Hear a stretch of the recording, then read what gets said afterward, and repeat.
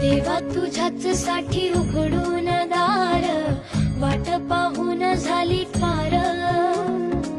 चिंता हरून देवा थकला असणार, दे माझ्या खांद्यावर भार।